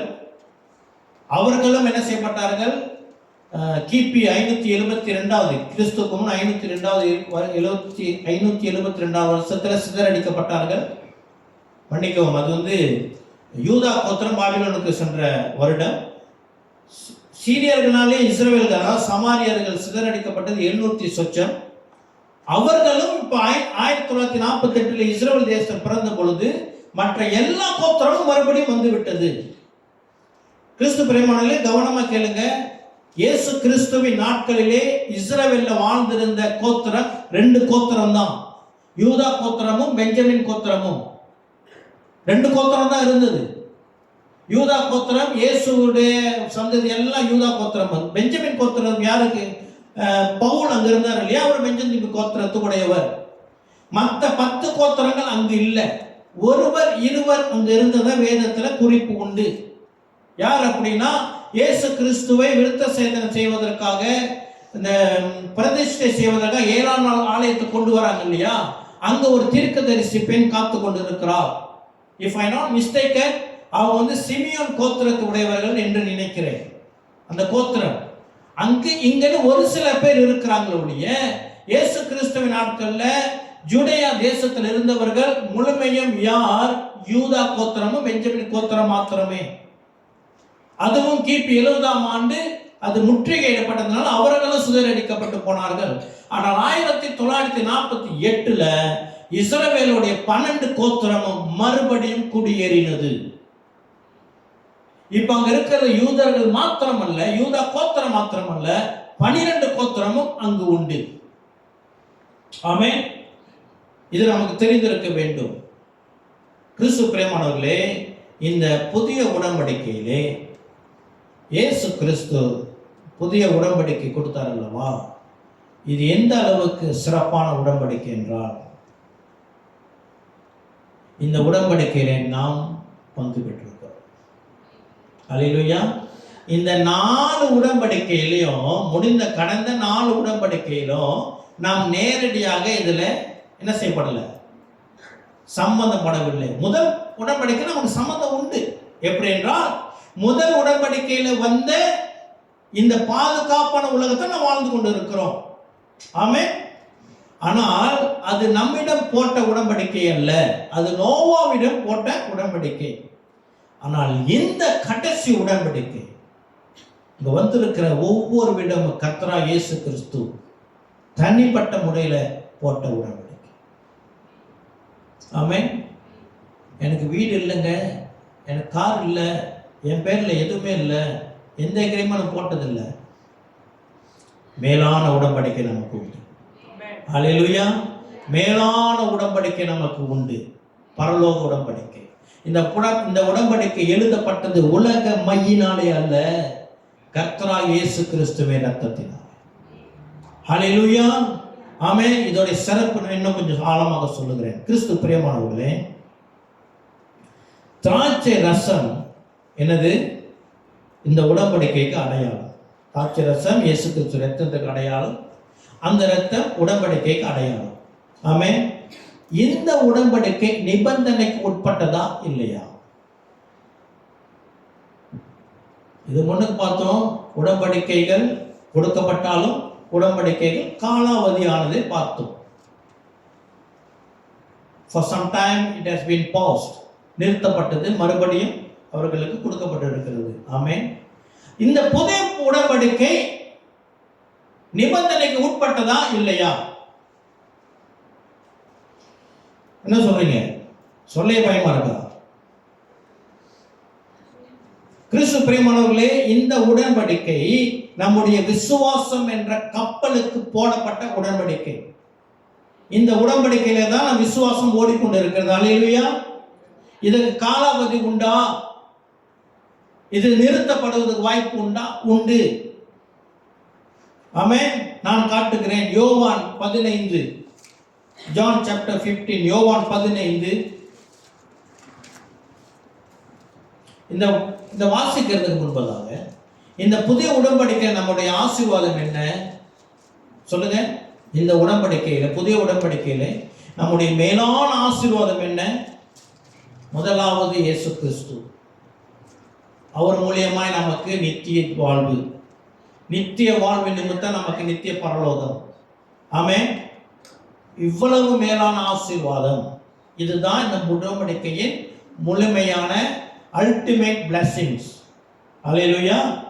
இந்த உடன்படிக்கை காலாவதி ஆனால் என்ன நடக்கும் என்றால் யோவான் 15 வசனம் 5-6 நான் வாசிக்கிறேன். நானே திராட்சை செடி, நீங்கள் கொடிகள். ஒருவன் என்னிலும் நான் அவனிலும் நிலைத்திருந்தால் அவன் மிகுந்த கனிகளை கொடுப்பான். என்னை அல்லாமல் உங்களால் ஒன்றும் செய்யக்கூடாது. ஒருவன் என்னை நிலைத்திராவிட்டால் வெளியே எரியுண்ட கொடியை போல அவன் எரியுண்டு உலர்ந்து போவான். அப்படிப்பட்டவைகளை சேர்த்து அக்கினியிலே போடுவார்கள், அவைகள் எரிந்து போகும். கிறிஸ்து பிரியமானவர்களே, புதிய உடன்படிக்கையிலே இயேசு கிறிஸ்து திராட்சை செடியாக இருக்கிறார். நாம் என்ன செய்கிறோம்? திராட்சை செடியின் கிளைகளாக இருக்கிறோம். ஆமென். இப்போ கிறிஸ்து பிரியமானவர்களே, புதிய உடன்படிக்கையின் அடையாளம் என்ன? முதல் உடன்படிக்கையின் அடையாளம் வானவில், இரண்டாவது உடன்படிக்கையின் அடையாளம் விருத்த சேதனம், மூன்றாவது உடன்படிக்கையின் அடையாளம் சாட்சி பெட்டி. ஆமென். தாவீதுடைய சிங்காசனம் நான்காவது உடன்படிக்கையின் அடையாளம். ஐந்தாவது புதிய உடன்படிக்கையின் அடையாளம் திராட்சை ரசம். ஆமென். திராட்சை ரசம் வேண்டும் என்றால், இந்த உடன்படிக்கையை நான் நினைவு கூற வேண்டும் என்றால், இயேசு கிறிஸ்து நினைவு கூற சொல்கிறார். இந்த திராட்சை ரசம் இருந்தால்தான் நாம் உடன்படிக்கை உட்பட்டவர்களாக இருக்கிறோம். எப்படி என்றால், இந்த திராட்சை ரசம் வேண்டும் என்றால் நமக்கு என்ன தேவை? திராட்சை ரசம் வேண்டும் என்றால் நமக்கு என்ன தேவை? திராட்சை பழம் வேண்டும். திராட்சை பழம் என்பது தானாக வானத்திலிருந்து கொட்டப்படாது. அது திராட்சை செடியின் கிளையிலிருந்து முளைக்கும்.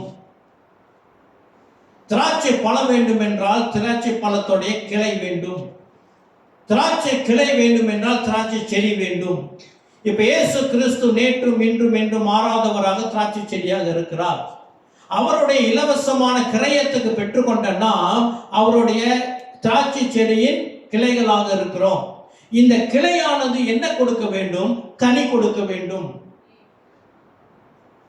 எப்படி கனி கொடுக்கும் என்றால், கனி கொடுப்பதற்கான அதோடைய அந்த சத்து எங்கேருந்து வருது?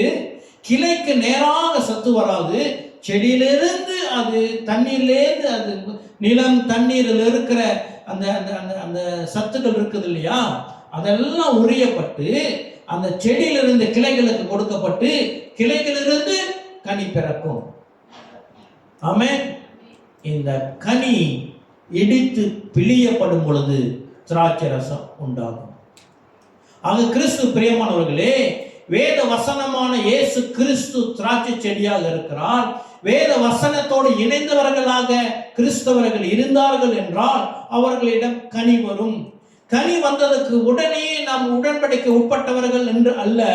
இந்த கனி திராட்சை ரசமாக மாற்றப்பட வேண்டும். இந்த கனியானது அமுக்கப்பட்டு நொறுக்கப்பட்டு பிழியப்பட்டு காயப்படும் பொழுது திராட்சை ரசம் உண்டாகும். நாம் உடன்படிக்கையை சுதந்திரித்துக் கொள்கிறவர்களாக இருப்போம். அதனால கிறிஸ்து பிரியமானவர்களே, கிறிஸ்துவ விசுவாசத்திலே பாடுகள் மத்தியிலே நாம் அமுக்கப்படுவோம், நெருக்கப்படுவோம், பிழியப்படுவோம். நாம் திராட்சை ரசமாக மாற்றப்படுவோம். புதிய உடன்படிக்கையை சுதந்திரவாளியாக மாறுவோம். அல்லேலூயா. கிறிஸ்து பிரியமானவர்களே, இதற்கு மூல காரணம் என்ன? கர்த்தருடைய திராட்சை செடியோடு நாம் இணைந்திருக்கிறவர்களாக இருக்க வேண்டும். இணைந்திருக்கிறவர்கள் என்பது என்ன அர்த்தம்? கிறிஸ்து பிரியமானவர்களே, வேத வசனத்தை நாம் உட்கொள்கிறவர்களாக இருக்க வேண்டும். வேத வசனத்திலே, புதிய ஏற்பாட்டிலே வேத வசனத்திலே செய்ய வேண்டிய காரியம் எழுதப்பட்டிருக்கிறது, செய்யக்கூடாது என்ற காரியமும் எழுதப்பட்டிருக்கிறது. ஆமென். அதை நான் ஒரு உதாரணத்தை சொல்லுகிறேன். கிறிஸ்து பிரியமானவர்களே, ஒரு வீடு வாடகைக்கு எடுக்கிறோம். வீடு வாடகை எடுக்கும் பொழுது அந்த உடன்படிக்கையில் என்ன சொல்லப்படுகிறது? இந்த வீட்டில் இருக்கிற பழுதுகள், ஓட்டை, பைப்பு உடச்சிக்கிச்சு, அங்கே லைட் எரியல, இங்கே இந்த பழுது, அந்த பழுது, இந்த பழுதுனா அதை யாரு செஞ்சு கொடுக்க வேண்டும்? அந்த உரிமையாளர் செய்து கொடுக்க வேண்டும். ஆமென். கிறிஸ்து பிரியமானவர்களே, ஒருவேளை நான் ரெண்டல் கட்டல, 1 மாதம் 2 மாதம் 3 மாதம் ரெண்டல் கட்டல, இப்போ போயிட்டு அவங்கள்ட்ட இவ்வளவு பிரச்சனை இருக்குன்னா செஞ்சு கொடுப்பாங்களா? சொல்லுங்க, செஞ்சு கொடுப்பாங்களா? எல்லாரும் சொல்லுங்க, செஞ்சு கொடுப்பாங்க? இல்லை. வீடுன்னு சொன்னா என்ன வரும்? பிரச்சனைகள் வரும், பழுதுகள் வரும். பழுது வராத வீடு இருக்குதா? பிரதர் நீங்க சொல்லுங்க, எத்தனை வீடு பார்க்குறோம்? எத்தனை வீடு பார்க்குறோம்? ஏதோ பிரதர் கிழக்கு வந்துச்சு, ஒரு அடிச்சிச்சு வெள்ளம், இருக்கிற ஃபர்னிச்சர் எல்லாம் போயிடுச்சு. அப்படித்தானே? 2 வருஷம் ஆச்சு, அது 3 வருஷம் ஆச்சு, 2 வருஷம் ஆச்சு. வீடுலாம் பிரச்சனை வரும். விசுவாசம் பிரச்சனை இல்லாத விசுவாசம் உண்டா? கிறிஸ்து பிரேமனை யாச்சும் சொல்ல முடியுமா? ஓ என்னோட விசுவாசம் பிரச்சனை இல்லை, நல்லா போகுது. சொல்லுங்க, யாராச்சும் இருக்கிறீங்களா? பிரச்சனை உண்டு. ஆனா எத்தனை பேருடைய பொத்தல்கள் பழுதுகள் இந்த விசுவாசத்தின் உரிமையாளர்னாலே பழுது பார்க்கப்படுகிறது. ஆமென். எத்தனை பேருக்கு சொல்றீங்க? உண்மையா மனதில் கை தூக்கிறாதீங்க, மனதில் சொல்லுங்க. எத்தனை பேர் சொல்லுவீங்க என்னோட பிரச்சனை இன்னும் தீரல, என்னுடைய பிரச்சனை இன்னும் தீரல அப்படின்னா கிறிஸ்து பிரியமானவர்கள் ஆவியானவர் சொல்லுகிறார், நீ உன் உடன்படிக்கையில இருக்கிற டேர்ம்ஸ் அண்ட் கண்டிஷனுக்கு உண்மையா இருக்கிறியா? நீ வசனத்தோடு இணைந்து இருக்கிறாயா? கனி கொடுக்கிறாயா? நீ நொறுக்கப்படுகிறாயா? கிறிஸ்துவுக்கு சாட்சியாக இருக்கிறாயா? நம்ம அதை செய்யாம, நம்ம வேத வசனத்திற்கு கீழ்ப்படியாம, நம்முடைய வாழ்க்கை திராட்சை ரசமா மாறாம, ஆண்டவர் குறுக்கிட்டு என்னுடைய பிரச்சனைகளை எல்லாம் சரிப்படுத்த வேண்டும் என்று சொன்னால் இது நியாயமா? ஆமென். நம்முடைய விசுவாசமானது ஒப்பந்தம் பண்ணப்பட்ட விசுவாசம், ஏனோ தான விசுவாசம் அல்ல. எழுத்து பூர்வமாக இரத்தத்தினால் எழுதப்பட்ட உடன்படிக்கை. தேவனுடைய வசனம் ஆம் என்றும் ஆமென் என்றும் இருக்கிறது. வேத வசனத்துக்கு உண்மை உள்ளவர்களாக, வேத வசனத்தோடு இணைந்திருக்கிறவர்களாக நாம் வாழுகிறவர்களாக இருக்கிறோமா? கிறிஸ்து பிரியமானவர்களே, ஒரு சில உதாரணங்களை நான் சொல்லுகிறேன், ஒரு சில உதாரணங்களை சொல்லுகிறேன். வேதத்திலே செய்ய வேண்டும் என்ற கட்டளைகளும் உண்டு, செய்தால் நன்மை என்று சொல்லுகிற வசனங்களும் உண்டு. உதாரணத்திற்கு மத்தேயு 5வது அதிகாரம் மலைப்பிரசங்கம்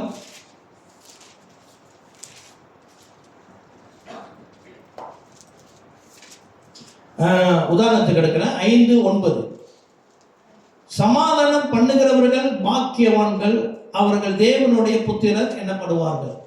இப்ப இயேசு கிறிஸ்து இதை சொல்லும் பொழுது இவருடைய வசனம் ஒரு சொல்லுகிறார், சமாதானம் பண்ணுகிறவர்கள் பாக்கியவான்கள், அவர்கள் தேவனுடைய புத்திரர் எனப்படுவார்கள். ஆண்டவர் இயேசு சொல்லுகிறார், இது ஒரு ஆசீர்வாதம் உண்டு. என்ன?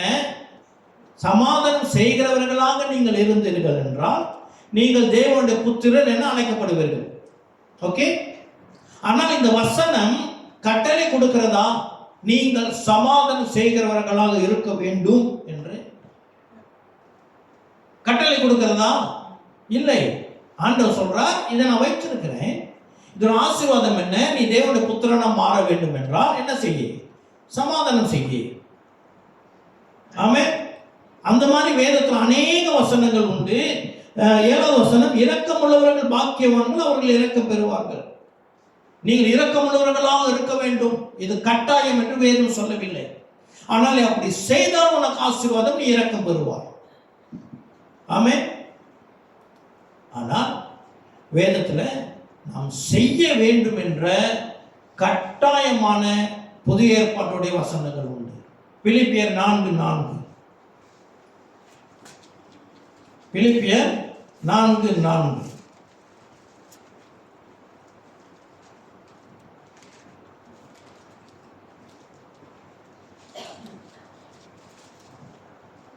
பிலிப்பியர் 4:4, கர்த்தருக்குள் எப்பொழுதும் சந்தோஷமாய் இருங்கள் என்று மறுபடியும் சொல்லுகிறேன். கர்த்தருக்குள் சந்தோஷமா இருந்தால் நல்லது அப்படின்னு எழுதப்பட்டிருக்கிறதா, அல்லது இது கட்டளை கொடுக்கிறதா? என்ன? கர்த்தருக்குள் எப்பொழுதும் சந்தோஷமா இருங்கள் என்று வேதம் நமக்கு கட்டளை கொடுக்கிறது. இது உடன்படிக்கையின் டேர்ம்ஸ் அண்ட் கண்டிஷன். இதை நீ செய்தால் உனக்கு ஆசீர்வாதம். இதுக்கு நீ கீழ்ப்படிந்தால் உன்னுடைய விசுவாசத்திலே அவ்வப்பொழுது வருகிற பிரச்சனைகளை நான் உனக்கு சரிப்படுத்தி விடுவேன். இல்ல, என் பிரச்சனை அவருக்கு தெரியாது, அவருக்கு தூரத்தில் இருக்கிறாங்க. நான் கடந்து போற பிரச்சனைகள்லாம் சந்தோஷமா இருக்க முடியாது. ஆண்டவருக்கு தெரியாதா? இல்ல எழுதின பவுலுக்கு தெரியாதா? ஆமென். கிறிஸ்து பிரியமானவர்களே, கிறிஸ்தவர்கள் மகிழ்ச்சியாக இருக்க வேண்டும். இது வேதத்தின் கட்டளை. எத்தனை பேர் சொல்ல முடியும், இல்லைங்க நான் கவலையே இல்லாத மனிதன்? அல்லது எத்தனை பேர் சொல்லுவீங்க, என் ஷூல வந்து நின்று பாருங்க தெரியும், எனக்கு கவலை இல்லையா? சொல்லுங்க. எனக்கு இருக்கிற பிரச்சனை சொன்னா அது ஒரு பிரசங்கமாவே சொல்லிடலாம். ஆமா இல்லையா? யாருக்கு தான் பிரச்சனை இல்லை? யாருக்கு தான் பாடுகள் இல்லை? ஆனால் கவலைப்பட்டோம்னா சந்தோஷத்தை நம்ம நிராகரித்து நான் இன்னும் சந்தோஷமா இருக்க முடியலங்க, நான் கவலையா இருக்கேன்னா உடன்படிக்கையில இருந்து நீ விலக்கப்படுவாய். வேத வசனத்தோட கிளையானது செடியோடு கூட நிலைத்திருக்க விட்டால் அது எரியுண்டு போகும். கிறிஸ்து பிரியமானவர்களே, வேத வசனம் துல்லியமானது. வேத வசனம் கொடுக்கிற கற்பனைகளுக்கு நாம் எப்படி இருக்க வேண்டும்? நாம் அதை செய்கிறவர்களாக இருக்க வேண்டும். ஆனாலும் ஆண்டவருக்கு தெரியும், கடைசி நாட்களில் இருக்கிற இந்த சவால்கள் மத்தியிலே, இந்த கடைசி நாட்களில் இருக்கிற சவால்கள் மத்தியிலே இயேசு கிறிஸ்து தாமே இதோ கடைசி நாட்களில் சவால் மிகுந்தமா இருக்கு, எனக்கு தெரியும், இன்னும் கொஞ்ச காலம் மாத்திரம் என்று இருக்குன்னு சொல்லி பிசாசானவன் யாரை விளங்கலாம் என்று கர்ஜிக்கும் சிங்கத்தை மொழி சுற்றித்து இருக்கிறான். Set of time. உலக படைப்பிலிருந்து இவ்வளவு பிரச்சனை வந்ததில்லை. ஆகையினாலே நான் உங்களுக்கு சற்று ரிலீஃப் கொடுக்கிறேன். நீங்க கொஞ்சம் கவலைப்படலாம், அவ்வப்பொழுது நீங்க கண்ணீர் வடிச்சுக்கலாம் அப்படின்னு ஆண்டவர் ஆப்ஷன் கொடுக்கல. வெட்டு 1 துண்டு 2, வெட்டு 1 துண்டு 2. ரெவலேஷன் 22:11. 22 வெட்டு போட்டா எத்தனை துண்டு ஆகுது? 22 துண்டு போட்டா 11. இந்த வசனத்தை ஞாபகம் வச்சுங்க, திருப்புங்க. ரெவலேஷன் 22:11. கடைசி நாட்களில் தேவனுடைய வார்த்தை எப்படி இருக்கிறது என்றால், அநியாயம் செய்கிறவன் இன்னும் அநியாயம் செய்யட்டும், அசுத்தமாய் இருக்கிறவன் இன்னும் அசுத்தமாய் இருக்கட்டும், நீதி உள்ளவன் இன்னும் நீதி செய்யட்டும், பரிசுத்தம் உள்ளவன் இன்னும் பரிசுத்தமாகட்டும். ஆண்டவர் ஆப்ஷன்ஸ் கொடுத்து, இல்லப்பா அவனால் முடியாட்டி பரவாயில்ல, ஐ அண்டர்ஸ்டாண்ட் அப்படி சொல்லல. ஹல்லேலூயா. அநியாயம் செய்கிறவன் அநியாயம் செய்ய, வேதத்துக்கு புறம்பா இது சபைக்கு எழுதப்பட்ட புத்தகம். இந்த புத்தகம் இருக்கு இல்லையா, சபைக்கு எழுதப்பட்டது. சபைக்கு ஆண்டவராக இயேசு கிறிஸ்து சொல்லுகிறார், நீ அநியாயம் செய்கிறவையா, நீ என்ன செஞ்சுக்க, இன்னும் காலம் செல்லாது. அநியாயம் செய்கிறவன் அநியாயம் செய்யட்டும், அசுத்தமா இருக்கிறியா, நீ இன்னும் அசுத்தமா இருந்துக்க, ஆனால் நீதி உள்ளவன் இன்னும் நீதி செய்யட்டும், பரிசுத்தம் உள்ளவன் இன்னும் பரிசுத்தமாகட்டும். கண்களை மூடு. ஆண்டவரே, கடைசி வினாடியில கர்த்தருடைய வருகையை எதிர்பார்த்து வந்து நிற்கிற நாங்கள், கர்த்தர் எங்களோடு பண்ணின உடன்படிக்கைக்கு பாத்திரவான்களாக, வருகையில எடுத்துக்கொள்ளப்பட்டவர்களாக, ராஜா என்னையும் என் சபையையும் கர்த்தர் தகுதிப்படுத்துவீராக. ஆண்டவரே, வருகையிலே நாங்கள் எடுத்துக்கொள்ளப்படாதபடிக்கு தடையாக இருக்கிற, வேதத்துக்கு புறம்பாக எங்கள் வாழ்க்கையில எதெல்லாம் இருக்கிறதோ அது இப்பொழுதே இயேசு கிறிஸ்துவின் நாமத்தினாலே நிர்மூலமாக்கும்படியாக சொல்லி,